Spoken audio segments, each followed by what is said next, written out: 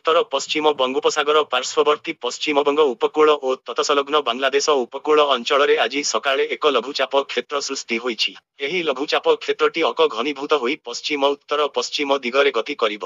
एहार प्रभावरे राज्य में वर्षार परिमाण बढ़िब। आ 24 घंटे उत्तर ओडिशार केतेक स्थान में अति प्रबल वर्षा हेबार संभावना रही। आगामी नरे प्रबलरू भुवनेश्वर आंचलिक पाणीपाग केन्द्र पक्षरु एही सूचना दिया जाइछि।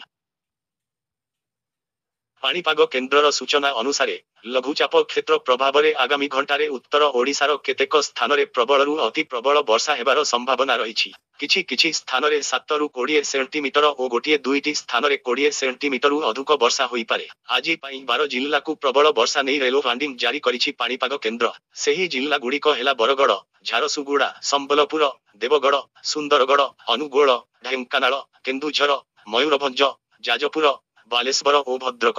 एही जिल्लारे केतेक स्थान में प्रबल वर्षा हेबार संभावना रही। एही सबु जिल्लार 7 रु 11 सेंटीमीटर पर्यंत वर्षा होई पारे। से पाई येलो वार्निंग जारी करा जाइछि।